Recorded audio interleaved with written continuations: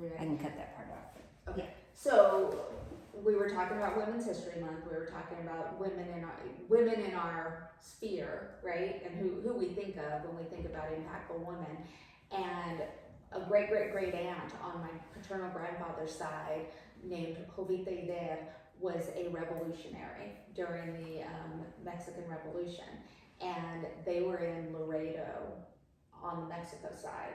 And her father owned a printing press, and he wrote pro-revolutionary newspapers. And so, like, they were in the midst of the revolution, and like family lore, and she has a quarter from the U.S. Mint. Like, they did Women's History Month quarters, and they gave her a quarter because she was a suffragist, she was a revolutionary. She stood down the Texas Rangers when they came to burn down their printing press. And then even after the Revolutionary War was over, she signed up as a nurse, and she went and nursed soldiers. She built schools and educated children, like just all the things when you think about like women throughout history and what have we done to make the world a better place. And to your point, like I think I've got a little bit revolutionary in my blood.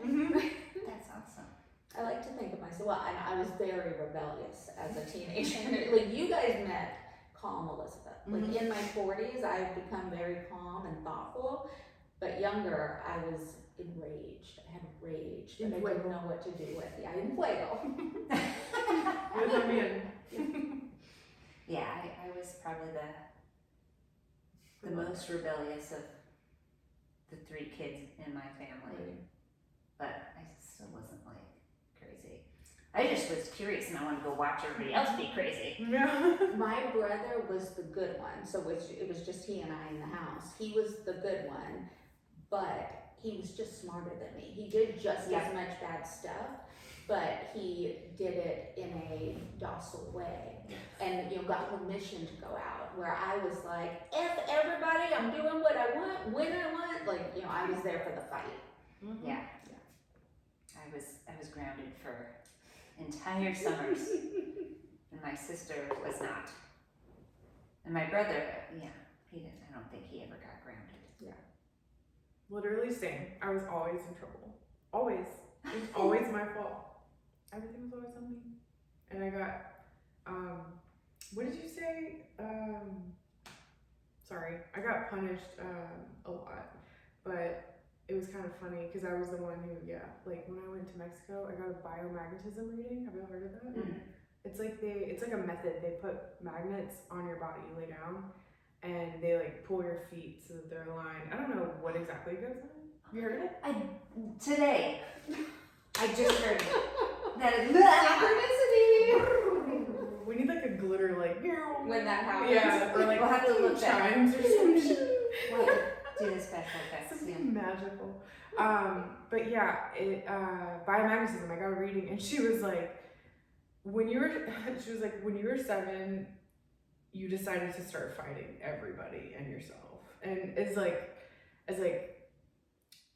cool and stuff as it is that we share that, and it's funny and light. It's also kind of dark. It's like damn. It's a hard way to go through childhood. Yeah, and it made a lot of sense for me tying that into my healing journey of like the fascia and letting go. It's like damn. I was literally like put on my armor when I was 7 years old. Yeah. And I feel like it's no coincidence that 7 is when you stop, like you get conditioned. Like after 7, your brain plasticity does something. Yeah.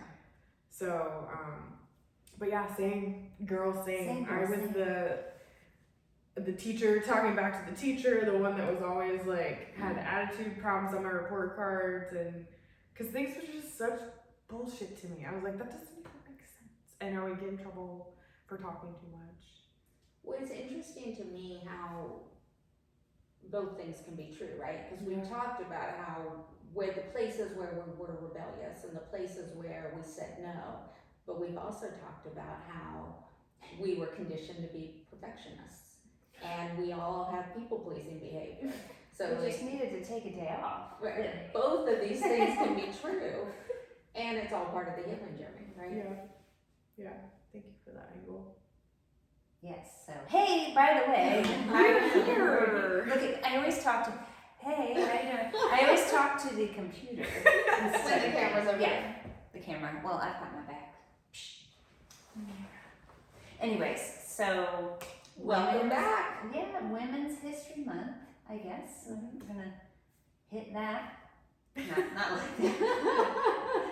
But again, what a term for the poor ladies that have had to live through that. Do you want to go first? Do you have yours memorized? I have to do a cheat sheet. No, I can go. I thought a lot about this, and we were talking about like there are heroic women all around us, and it's really hard just to pick one. I feel like I've been influenced by so many heroic women. But I thought for tonight I would go with my mom and around education. So my mom got married really young. She did one semester in college and then left to get married, and then started having kids pretty shortly after that. My dad was in the Coast Guard, so like her staying and completing her education was just not going to happen. And when I was 10-ish, she found herself as a single mom, and they got divorced, and she had 2 kids to raise. And she realized pretty quickly that she couldn't do it, on a non-college education salary. So when I was in the 7th grade, she went back to college, and I watched her get her college degree. And even though I was rebellious and I had all that anger and fight in me, it also really impacted me to watch an adult with children put herself through that, go to school, learn. And then she went to school to be a nurse, and then she got a job nursing and supported my brother and I, and was able to raise us and get us to the next step. And one, I'm just in awe of her and how she was able to do that. But it also really, like, I've carried it with me because I believe when you educate women, everybody prospers, right? And throughout history, the ploy has been, if you have an educated populace, then you get to do what you want because they don't know any better. So like I really lean into, we need as many educated women as we can have. Absolutely. For sure. In all different areas. In all different areas, right? Mm-hmm. We need critical thinkers. We need, we need women empowered to make a livable wage and support their families so that their kids can go on and become productive members of society. Yeah, I agree too. That's beautiful. Thank you. I think that's a testament to how many women have to balance that amount of responsibility when we're not wired to handle the same levels of stress in our bodies as a male counterpart. So I think that speaks to a couple of things, to the strength, but also to what gets sacrificed in the femininity of that woman. And I'm speaking from experience, not as a mom, but as a homeowner, career, like hard worker, and really hard fitness worker on myself, where I just felt that I had to balance. Those were my things I had to balance. And when I hit my wall of exhaustion, of depression, of everything, it was like the beginning of me starting to actually come to this understanding that I have not been operating in my feminine. I've been stepping on that to operate in a masculine way to prove something, like that I can do it all on my own. Yeah.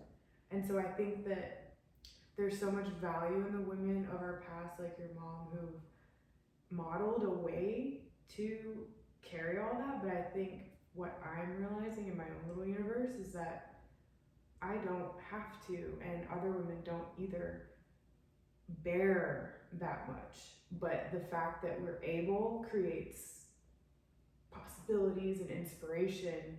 But it's like, for me, I was sacrificing my femininity, and femininity to me is that creator, nurturer, space holder, intuitive. So it's like, I wonder what some of these women think now about their role as the masculine and feminine, and like how much hard work had to go into that. And like I want to talk to someone like that who's lived a whole life like that. Like I cut myself off. Well, and I can speak to a bit of it from personal experience. You know, so I look at my mom as a hero. I think she worked really hard and she made a life for us where it seemed impossible. I think there's some sacrifices that came for her with that. You know, and as an adult woman looking back, you know, it breaks my heart to think about how hard that must have been for her. But one of the lessons, one of the unfortunate lessons that I came through that with was women can do it all. And I didn't see a marriage where two people were partnering, so I didn't have the expectation of my partner carrying half the load. So in my first marriage, I made a really bad choice because I wasn't looking for someone who could carry half of the load. You just totally. Yeah, me too. Until you hear mine, because damn. So, you know, for me, I made personal choices and ended up really repeating my mom's cycle and having to carry all of it for the first, you know, years of my son's life. And it impacted my health. It impacted my mental health. It impacted my happiness. It, you know, now in a second marriage that is healthy and I have two people that show up and do all the work together, like, it's awesome. Like, but I had no idea that that could be the way. Me neither. And I didn't know it until just now. Oh my gosh. So, but my story is very similar to yours. My mom is, you know, one of those figures in my life that's big influence. And she had to make the difficult choice to get a divorce because my dad struggled with addiction, and you know, she was basically doing everything herself and dragging this. That's horrible to say, but I'm using, you know, analogies. You know, she was like trying to do it with this weight tied around her ankle, you know, and then after that, and I don't remember all. I was 3. I don't remember. Well, I mean, I do, but I don't, because that all bubbles up later, right? But so she was, you know, having to come up with, you know, the mortgage and, you know, this bill and that bill, and he was complaining about, you know, to his friends, oh, I have to I have to pay all this stuff, and my mom's like, what are you paying? And so, and then later on, she met my stepfather, and we all lived happily ever after. No, I'm kidding. But I mean, but for a while there, she did same thing. Like, she had to trudge through life. She didn't have time to, you know, sit and cuddle on the couch or think about, oh, you know, how am I gonna do this? She just had to do it. And then fast forward to my poor judgment on who I picked, but luckily enough, I got my first son out of it, and that was great. But even his, you know, first little couple of years were tough when I had to make the hard decision to, same thing. There was no addiction there, but there was the other stuff that we talked about, and we had to get out, and I'm like, all right, well, my mom did it, I'm gonna do it too. And she had this support of her family to watch us, and she, you know, gave that back to me when I needed that help, and so I was able to get through that way. But so, you know, always like, all right, Mom, you know, what did you do when this happened? What did you do when that happened? And how am I gonna do this? And you know, basically she would start with, well, you just do it, but this is what I did, and you know, you'll understand later. But then I was gonna say, yes, everyone who has ever had to make it work as a single mom or single parent in the world that is dominated by men, you know, and the women somehow trudged and made their little path in the world and influenced the people that came behind them, and hopefully we can do the same for our kids. I don't know. So that's all I was going to say about that. Thank you. sharing that. I think mine would be, because I don't want to get into my mom stuff, that would be a really good other episode. Off the camera. No, I would love to talk about cool. it. Oh, that's like my life's work is healing the mother wound, you know. So I feel really good about bringing that into this space in a healthy way. Yeah. Because I'm not like crying so much over it anymore. It's like I have perspective, and I'm transmuting a lot of the pain I carried around with it into my offering and my gift. So it's like coming through, and it'll be a really good talk if you guys wanted to do that. Absolutely. But when I thought of women's history, when I thought of who in my life I admired, I don't remember how we worded it, but doing this exercise, it was hard for me to think. It's a tough subject. I don't know, just because of what we talked about, like me being in my masculine my whole life, it's been kind of distorted with women, and then there's been some trust issues with women who are in a mother role for me. So I've been working through that and being more open and not being scared because of the past, to trust women or whatever. Obviously, I trust you guys, and I feel like mother energy from both of you, and I'm so grateful for that. I feel very held in this space. What a great fit for you too. Yes. Thank you. Yeah, it feels really good. And I feel good talking about it. When I used to talk about mom stuff, I would be very breathy and anxious and not know why, and just be like, sort of shut down. But when I thought of women in my life growing up, I thought of my grandma, who is actually not my blood grandma. So, and she's from Germany, and so she's Oma, and she died in 2001, so I was pretty young, and so I didn't have a long relationship with her, and she lived in Alabama, where my granddaddy's land still sits, and it's beautiful, and my uncle lives there, and I love to go visit every now and then and feel the energy of it. And they met in the war, and he had just divorced, I don't know the timeline, but he had divorced my biological grandma, my biological mom's biological mom, early on in her childhood as well. So it started a trend, as we've all established here, that we have that in common. So it started a family trend, and then he went to Germany and met her, and they had 3 kids. So, or 4, I don't really know. I'm bad about this. But so it was my step family in German culture, and she didn't speak much English. And when I would go over there for the summers, like, she would have her little like talks on the phone in German, and me and my little cousin would like snicker at her and be like Gesundheit, and just we're like, listen to Oma, you know, like, and we're like these southern, like, I wasn't really a southern, I've never really been that southern-ish, but my whole lineage is very, very southern, like deep south. So and I just have like really good memories of her. And then my uncle, one of her sons, who he happens to live here, coming, which is so weird. It's so weird because none of them live in Georgia.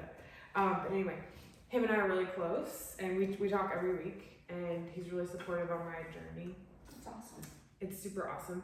And it's really special too because my granddad, he also passed when I was in college, and so my uncle and I have kept in touch ever since, and it's always like, it's just a connection to my lineage. But Oma was his mom, so he recently over lunch told me a story about her that I didn't know, and this is what I love about like being an adult and still sort of being connected to family, and like hearing the stories as an adult. You know, it's like a whole different new world of appreciation of the people in your life who've passed, or not, I guess. But he just told me that I never knew this about her, that she like didn't work. I mean, I guess I knew, but she didn't really work here in the States. She was a mom, and they had all this land, so she was like that kind of lifestyle. And at some point in her life, my uncle was telling me he remembered that she decided to go get a job at like the little fried chicken stand or something like in town. Like they live in kind of like the outskirts of Birmingham, so it's just country, you know, and Winn-Dixies and whatnot. Yeah. And he said that one day he went and just like observed her, like didn't say that he was gonna be there, didn't let her know, or he had to go pick her up, and showed up early and just watched her, and said it just made him like so happy to see her in this different light. Like she was so excited and engaged and just like really giving 100% and being really present with the customers, and it looked like she was in this element that he'd never seen her in, because she'd always been in this role of She's been mom. yeah, and like foreigner in a weird part of the country. Like it feels like such a brave move, Yeah. right? To go get a job when you don't speak a lot of English. Yeah. Like, it just feels like the power behind that move Yeah, is yeah. amazing. And she just found her little like independence and Some spending money. yeah, she's like, but she didn't drive, you know, so someone had to pick her up, and it's just like, it was just cute. And it would be really cool to talk to her now and just get her story, and you know, because when you're little, you just don't, you're little, you don't know. So, but what I do remember is really fond, and yeah, like she just, one time my granddad and I were out on the tractor digging into the little lake, and she came like screaming out in German, was like, get her down, like she's not there, and like pulling me out of his lap, and him just being like, okay, you know, like happy life again. Like they were so in love, and like, yeah, I'll never forget her being like, you know, like for my safety. So I felt very nurtured, and not that my I guess the women in my life didn't make me feel nurtured. They did. I don't even know why I did that. That was people pleasing. You're people pleasing. Damn. I just also found out this past weekend that I'm a people pleaser in this weird way. So I'm getting to know myself through this share. So thank you guys. But yeah, Oma, bless you. Oh, And one more thing too. She would make me these German foods, like the way that we would get snacks was odd in Birmingham at their house, and it was so good though. It was like bread with butter with like just deli meat on it, or just Munster cheese cut up into little squares, Like 4 squares. like sometimes 6 or 8. Wow. You know, and then put it on a plate. And she would sit at the table and look out at the water with this. I gotta show y'all a picture. It's just this gorgeous land. And she would just look out at the lake, peeling apples in this specific way and drinking little cups of Mountain Dew. It was just like, oh my gosh, the southern way with the Mountain Dew. Yeah. She's this German lady, like being so southern. I found it really endearing. So, yeah, that's my share. Was it you telling me about the tiny cups? Yeah, the juice glasses. Juice glasses. My grandparents both of them would drink anything out of like little juice glasses.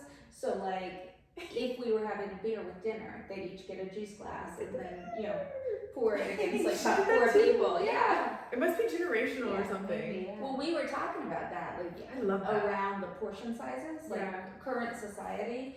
We drink more than our bellies can hold. We eat more than our bellies can hold. Like previous generations drink a lot less than we do. Yeah. Ate a lot less than we do. Yeah. We gotta get back into that. I love going to vintage places and buying like little glasses or little mugs. They were so small. I have a couple of juice glasses from my grandma's, and then I have like little mason jars, and I'll drink out of them, but it's more about it makes me feel connected to them. And so like I'll pour my kombucha into a little mason jar. And that's such a little like ritual, like a Yeah. self-love thing. Yeah. Speaking of nostalgia and grandparents, I don't watch TV or anything.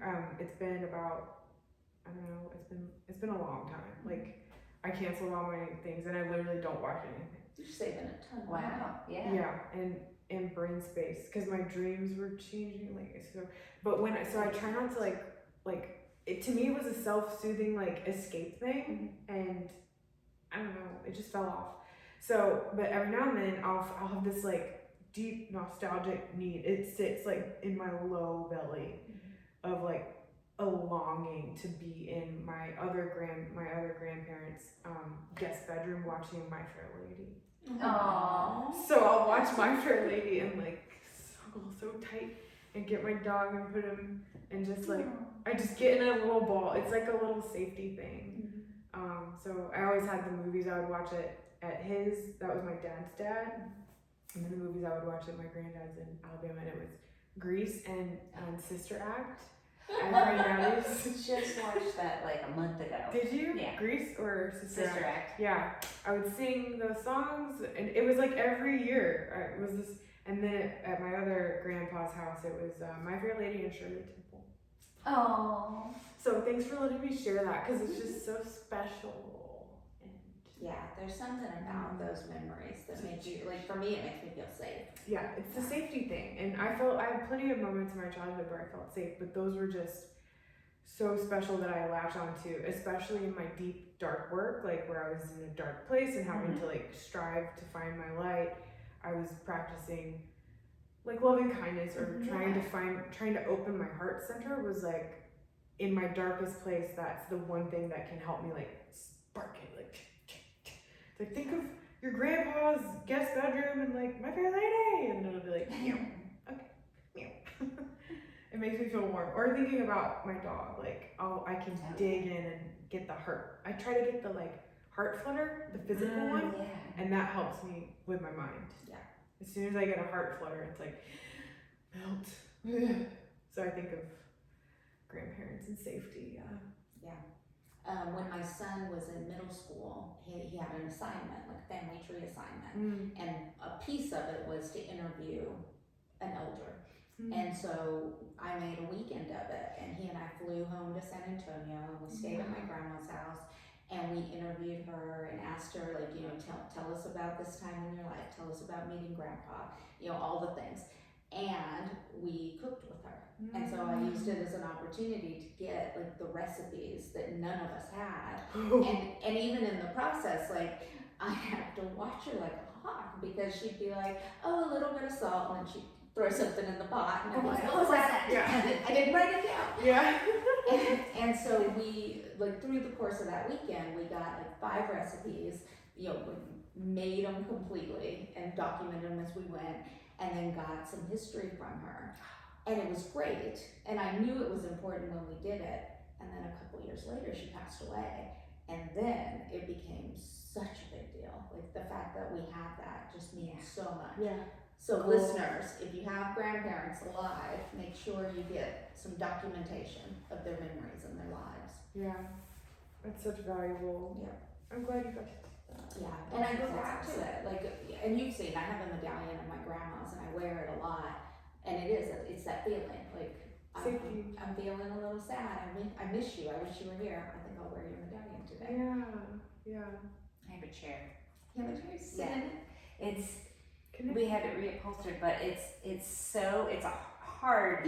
It's so hard. But it is like this little bowl for your butt. Just like you're just like right there, and that's where you sit. And it leans back a little bit, but not too much. But that's it. There's no arms. That's And cool. it's this cool chair, and that's always whenever we did Christmas, we would go on Christmas Eve, and I knew, you know, I would be like, that's my chair, and I'd go sit there.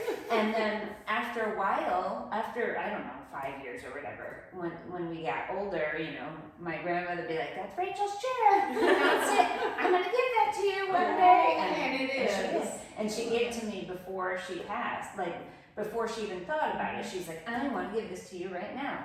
And I'm like, oh, that's awesome. Then it's that good memory. Yeah. You know?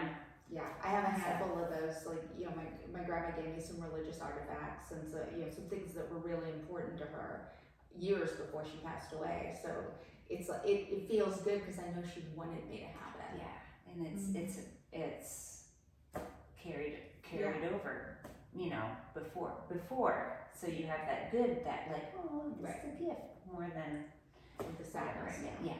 And that energy, I believe that energy really is in those objects, because what's going on when she had the object throughout time, and then the intention of wanting to share it passes through. And I think that when that medallion touches you, it may just be a memory that makes you feel good in your head, but it also, I think it's physical. I think there's electrons working there that's connecting your energy field to It's positivity. very real to me. Yeah. Like, you know, I feel it in a tangible way. I love that. That's so special. Mm. It is. Women's history and grandparent appreciation. Appreciation. Yeah, exactly. I love that.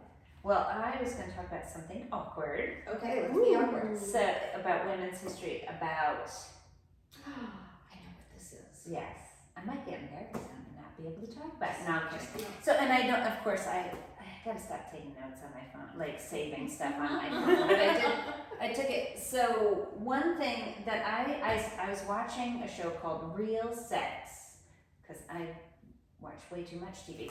But it was on HBO, and it was like the dawn of the vibrator, and they go piling into this history about how, you know, women, you know, we're just all emotional and hysterical and blah blah blah, and they'd go into the office, and the doctor would be like, "Nurse, you need to manually." No. It's like an energy release. And energy, you have to manually release her energy through her It's making her genitals. crazy.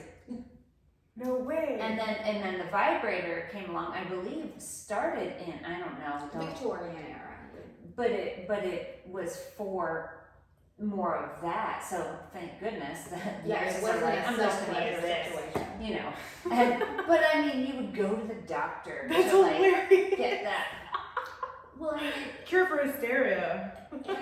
and every woman was diagnosed with hysteria. Yeah. Yes. Because Yeah. women's issues are hysterical. Well, because the intuition was compressed. Right. That's why Yes. we're like, the truth needs to explode out of me. Literally. Literally. I think it's hilarious, right, when we talk about it in this vein, but then I also, like, I feel a deep sadness, because I don't believe that we've come that far. You know, like, women are still struggling to get help with perimenopause and menopause symptoms. Like, the research and the studies are not there to figure out how to deal with the changes that come in our bodies as we age. And so many women struggle. That's why you gotta go to the yogic path and go into tantra and go into mindfulness and your womb healing. Like, that stuff all just naturally starts. Because a lot of it ties directly into the bracing and us being knotted up in our fascia. I'm literally just now opening the front part of my hips, and it's like making me feel like a little bit aroused. I'm like, oh, what is that? Because it's like releasing like how much fascia is just trapped orgasms from faking it. Probably. You know? For years of it. So I'm like almost a little nervous to go get body work done or something, because the more I open my anxiety pathways, the more I'm like, this is gonna be one big huge release. And I don't want to do it with Rebecca, no offense. I'd rather be alone if I'm like, I literally don't. Could you imagine? Yeah. No, I don't think it would need anything. It would literally, it's like coming inside. Like the muscles are around like my hip flexors and the pelvis region. Like all those muscles, there's so many memories of like tension stored in there. Just like in my chest with anxiety and fear, there's also like anxiety and fear every time I felt like I didn't look good enough in front of a guy, or I had to like fake with a whole relationship, like that compressed into this chakra. Yeah. And in the fascia around it reflects that story. So when I'm like stretching, I'm like, because it feels so good to like release that story. It's almost like when my throat chakra releases and I'm like, no, like sing and then I talk for like 2 hours. It's like, oh, that's everything that never came out is like coming out. Oh, you can't stop it then. You gotta let it go. I'm afraid like how much is gonna come out. You gotta go somewhere far away. I know. Just start working. Bowling in the jungle, just being like, yeah. Where was that spot? Yeah. Like literally just stretching feels like better than I like when I would be in bed with someone. Like just stretching. Well, and I think that was the whole thing too back in history was, you know, it's, again, I'm sorry, more visual Mhm. with the men Oh, absolutely. than Men are visual, women are thinking and feeling Yeah. creatures. I do want to go back. Mhm. So I completely validate everything Thank you're you. saying about Yeah. Tantra and the body and Yeah. releasing energy and all of that. Completely believe in it. I also don't want to create the impression with our listeners that can take the place of medical care and science. Like, when I had cancer, I Yeah. did a lot of yoga and I saw a surgeon and an oncologist, and Yeah. those two things go and together. they can go hand Oh in my hand gosh, for yeah, I sure, meant yeah. just for like orgasm. Right. I was like, if you can't, I don't think the doctors are gonna help us in that. No, I think and their yes, role is clear. They've handed it over to It's very somebody separate else now. you know? Yeah. Thank goodness. Could you imagine? I'm so glad that we don't have to do that. Yeah. I don't think they do that anymore. Oh my gosh. All right. Still on the subject of women, because, Okay. you know, we Women's gotta keep History it there. And I don't know, I'm not gonna talk about where I went or anything, but so when I, This is gonna be good. it is good, and it's sort of on topic, but sort of not on topic. I don't know. I'm a woman, she was a woman. See where I'm going here? Anyway, so I went to the doctor for when I first moved here. I was just beginning my whole research on psoriatic arthritis, which I have. So I'm like, God, my thumbs hurt. Why do my thumbs hurt? And I had a rash on my shins that they thought it was poison ivy, you know, all this other stuff. So I go in and it was my first time, because it was not long when we first got here, and I was still testing out new doctors. So I go in and I'm like, man, my thumbs hurt and I don't know what's going on. And, you know, I had filled out my paperwork. I had been there for other things, but this was not a yearly visit. This was like a what's wrong with me visit. And so a new doctor that I had never seen. And she's like, okay, all right, why don't you take your shirt off? Let me feel your breasts. And I'm like, what? And sure enough, yep, she does this whole breast exam, doesn't explain why, tells me to put my shirt back on, and What kind of doctor is this? Yeah. like a family practitioner. So not like your gyno. No, Okay. she literally copped a feel on my boobs. And then she starts talking about my thumbs and how it might be an infection. And one time she had an infection, and that's why she doesn't do obstetrics anymore. I don't think that was a doctor. Well, let's put it I'm this just way, kidding. because she wasn't with the practice like 2 more But times. she had been an obstetric, so maybe it was like a pattern. She was used to doing the She boob got check. kicked out. I'm like, I think that was an administrator that put on a lab coat and thought you were cute or something. Maybe, I don't know, but I talked to somebody at one point, one of my clients or something went to the same office and had a very similar situation from that doctor. Oh my goodness. And then, so she did the same thing I did. We started going to a different office. We're like, I'm avoiding that office. I don't think I can make eye contact with that doctor anymore. So I didn't do anything about it. I didn't do a formal complaint, but I'm wondering though, like, is it an inflammation check? Like, surely there's some reason. wouldn't you like scrape my skin and see what the rash is? Like, I don't know. Anyway, so I just thought it was funny. How often does that happen at the doctors with women? And Yeah. Well, and that maybe I'm conditioned to expect it, right? Because every time I go to the doctor, they're feeling me out. And I was there a couple of weeks ago, and we've talked about, like, I am numb pretty much from collarbone to pelvis, just numbness. And so I was at my oncologist's office, and he was like, "You feel that? You feel that?" And I was like, "I know you're touching me, but it doesn't feel like you're touching me." yeah. So, Really? Wow. Yeah. And when he left the room, my husband was like, "Are you okay? Did that hurt?" And I was like, "No, it didn't hurt." He was like, he was really getting in there. Yeah. Do you feel like I'm thinking of me with the drill in the teeth where it's like, I'm numb, but you still know what's happening. That's exactly. Okay. Like You when like that? you're numb, like with the Novocaine, but like you still hear the sounds, you still feel the pressure, just not the details. I really feel like getting into that, not the details. It's like, I wonder how you could play with some of that in your midsection. Like, I wonder, I don't know. That's just interesting thought to me. Just thinking about how it was almost like I was having to convince myself nothing was happening because it felt so, like, the feelings were there. It's like, what am I feeling? Not feeling with the feelers. Right. Because they numbed the feeling thing. It's bizarre. Yeah.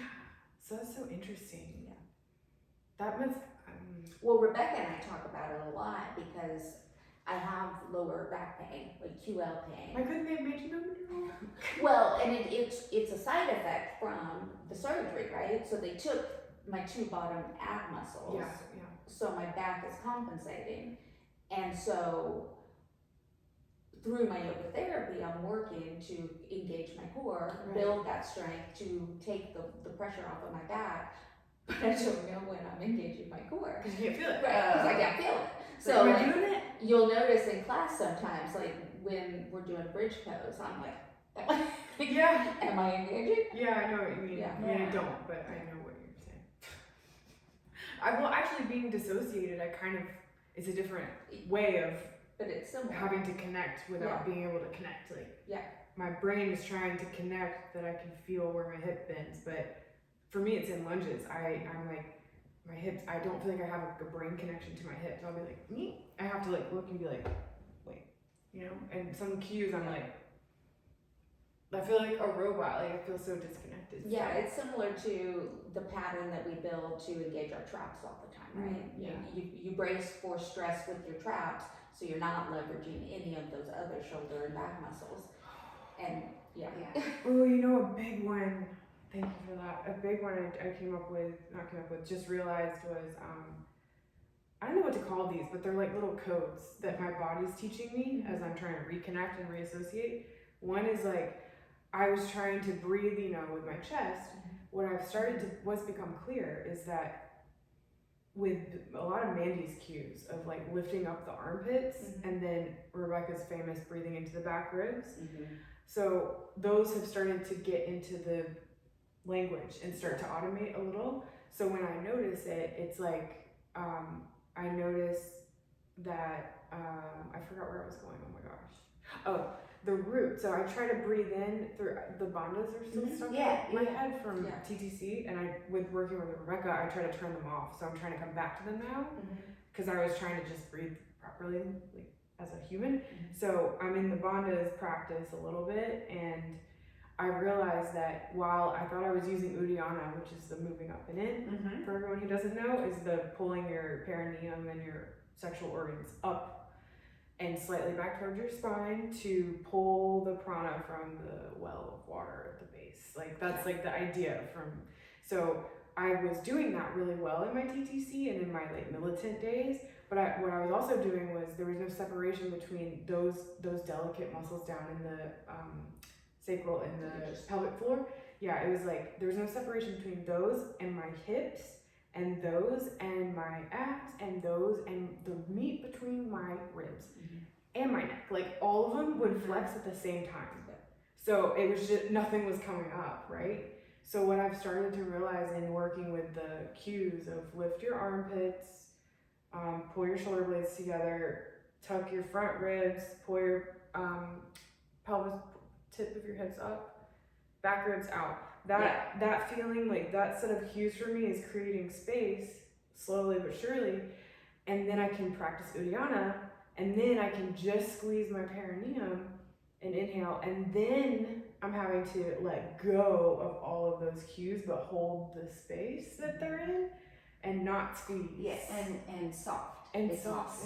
And it's like I'm like pulling from the bottom up and then relaxing here, and it's like, and then I don't have to pull anymore, because when I do that, when you use that pump like a well, it's like you pump and then let go, and it like floats where it needs to go. And that happens 1 out of every 100 tries. But that's what I've realized is like, okay, those two don't need to be in tandem all the time. Like I don't have to flex this whole situation to pull prana up from the bottom. And before I was like, I think we talked about that because they're like engage this and I was like Engage all the the way shit out of yeah. it. Yeah. Like, And overdoing like drawing it. the belly button in, but then also bracing And I'm also like, sucking. Yeah. So it's like, to me, so important, the language of how we guide others and ourselves, the self-dialogue, to doing this process of pulling the prana, of tapping into the prana, not just breathing, because those are different. Like, the prana is like what you're tapping into when you engage that pelvic floor, all the magic. Way of connection. Yeah, and the birth, literally canal, the creation energy is your sexual energy. And if you're like pulling it up and like settling it into its place in the middle of the chakra center, like, which would also be the hip girdle, like, right, if you're like pulling it in its little rightful place, it can start like, just visualization here, but like spinning like a ruby gem that it is, and it can then like, it just, there's like a something that happens once it gets in its rightful place, and there's a surrender, and then it's an allowance after that. I was saying, like, those things are in alignment, but there's no forcing it. There's just one muscle in your whole body that has to be active, and it's your butt. It's your perineum. Like, as soon as you like get that thing, it's like everything you can let go when you're in the right alignment. And it's like to me, it's like water in a tree, like blooming. Well, it's like the whole central nervous system is open and Yes. free. Well, and that takes me back to what you were talking about the orgasmic release, right? Yeah. When you are in that balance, it's more accessible. Yeah. Which then takes me back to the conversation you and I were having about yoga for better sex, right? Yes. Boom. When you are in tune with your body and comfortable with all of these things, sex gets better. Because the energy is where it needs to be for it to move to where it needs to release. Exactly. And then when it's for a yogic or a meditation type practice, you're releasing it into your heart space, and then that calms your mind, and then it keeps going up to the top to your pineal gland, and that's where DMT is released. So if you can get, that's the sort of the practice I follow in my meditations, and it takes a lot of time. And you see, I'm doing this with my hands because it literally. That's it it. literally is, and if you have all these preconceptions about how you're supposed to hold your weight because of unconscious, subconscious trauma, whatever, and all the shit. It's just societal expectations All of the what women expectations. look like, act like, talk like, It's stand like. internalized into how you're supposed to hold your own insides.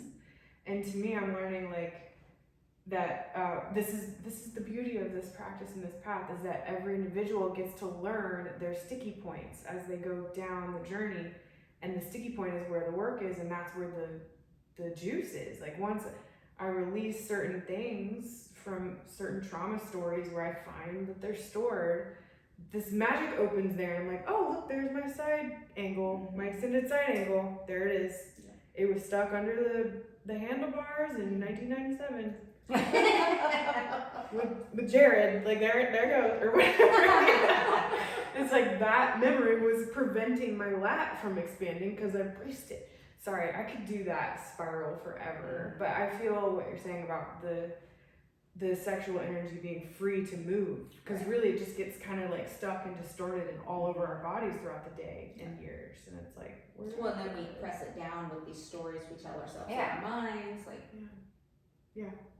It feels good to say all that, and that it resonates here, because it's like, it's been such an internal process for me, and it's so nice to be able to talk about it, so I appreciate you all following along with that rant. I love it. Absolutely. Do it. Listen to you forever. I think we should do some breathing exercises next time. Maybe. Or just in general. I just did it. I just pulled it up. I think one thing that I know about myself right now is I'm overactivated. Like everything we were talking about, do it softly, I still haven't found softly. So I'm working on not doing activated, breathing exercises that activate me. Yeah, you're right. So like everything that you're talking about, like, lifting the underarms, I cannot find it that way. We're not there But yet. how I found it is through Rebecca's help, Mm-hmm. laying on my back now I have 2 courageous balls, one on each side, and breathing into my back. and expanding into my lower ribs. And 1 out of every 100 breaths, I can actually do diaphragmatic breathing. But it is not a regular occurrence in my life right now. Yeah, me too. I would say the same. That's cool. Me too. I love that you shared that, because I would say the same. And that's important for me, because I find that the more I progress on my path, the more quickly my little loops are, my little karma loops of like, my ego is getting a little bit too involved here. And that happens with a lot of things in my life, but one is the practices. Yeah. Where I get, You want to push yourself. I want that pow, bye bye. But like, it just, when I get momentum, I have to, it's like the roller skates where I don't have that front brake. So it's like, it's like, ah. Have you seen that Insta video of it's two girlfriends rolling into like 2024 and they're going down a ramp that leads to a dumpster and they're both on roller skates and they're like, I just crashed. Yep, there we go. That's how it is. Every time I see it regularly, it pops up all the time, and every time I'm like, yep, there it is. Oh my god. I was walking the dogs the other day at this park, and it's a loop.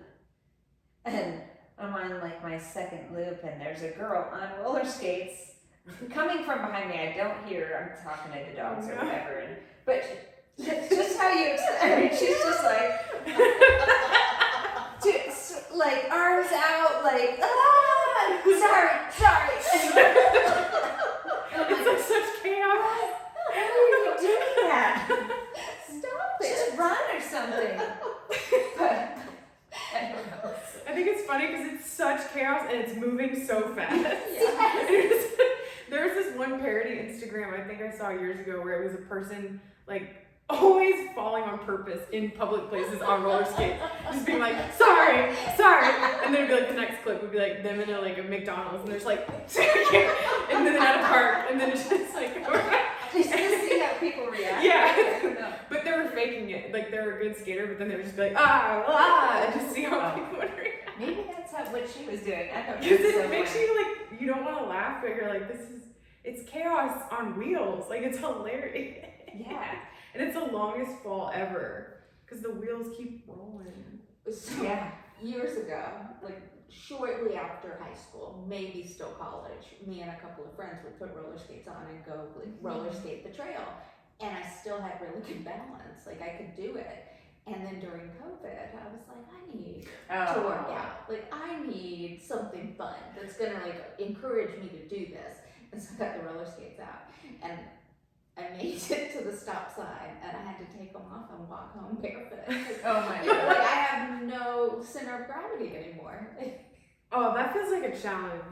I don't want to break No, something. yeah. Right. How about stand-up paddleboarding? Ooh, that's I good. do like That's good for balance Then, and soft landing. Yes.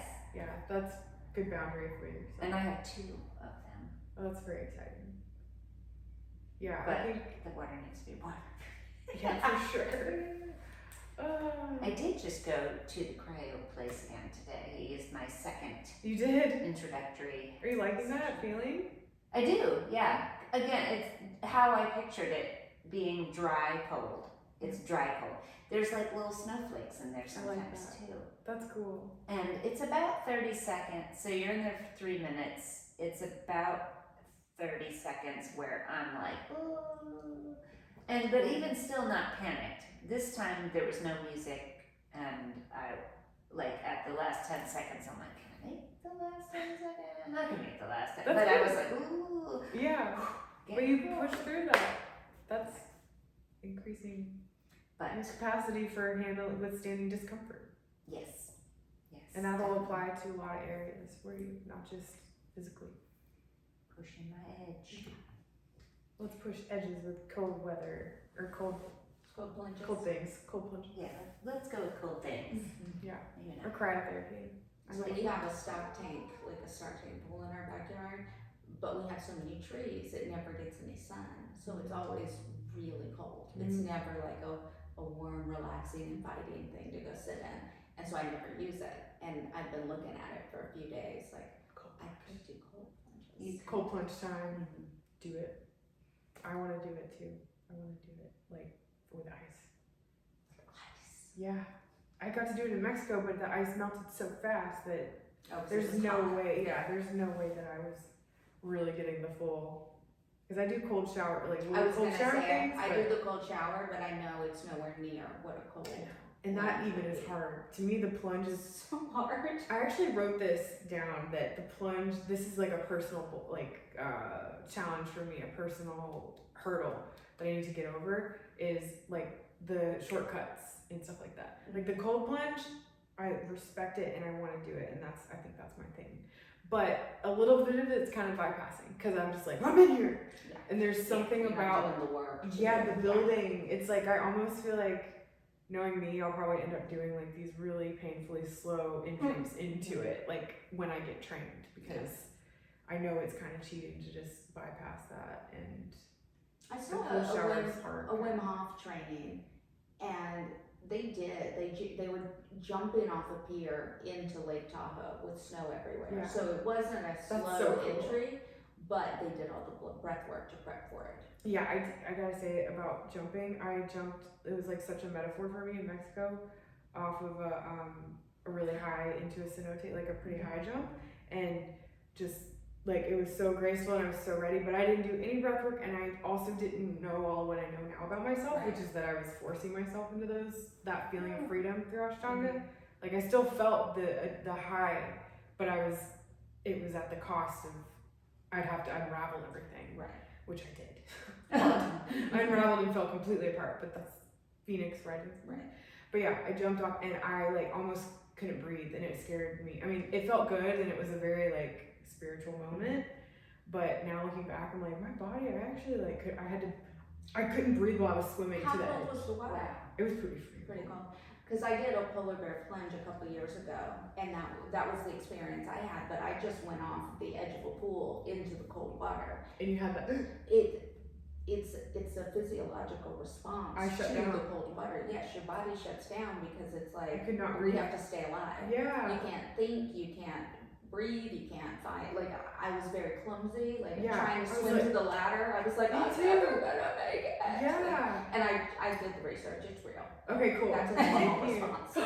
Sweet. I feel so validated because now I know my spiritual experience was really authentic because I was kind of clouding it with the physiological. I was like, well, maybe my brain like skipped or something. That's what your body does in hypothermia. Okay, well, I had a spiritual experience with my hypothermia. It was awesome. And then when I got out, I was talking to strangers and being like, I just talked to God. What you doing? I was like, and then my friend Dasol from Korea was like, she literally had to put her arm on my hand, or her hand on my arm and go. She just looked at me and I was like, bitch, I only known you for 2 weeks and I know what you're saying to my soul with your soul. Like, we're good. I will shut my mouth right now. Because I was on such a high. Like, I literally was like, God and I went to the center of the earth, like, in 20 seconds. Like, and it was such a surrender. Because, like, jumping off high things, I've done it in my past, but I always was so scared. Like, I didn't even know how scared I was. And so when I got up there, I literally, like, walked and stepped off. Like, I didn't even stop. I was like, I was meditating and I just got up and was like, it was so dramatic. But then when I got in there, I was like, and that was graceful. No, it was like, that was not what we were telling you to do. The spirits were like, no, you're not ready. It's gonna be cold. Yeah, you won't be able, you're not prepped yet, but it was really nice. And then when I came up, like, a lot of my yogis were with me, and they were like, Rachel, you know, and I was like,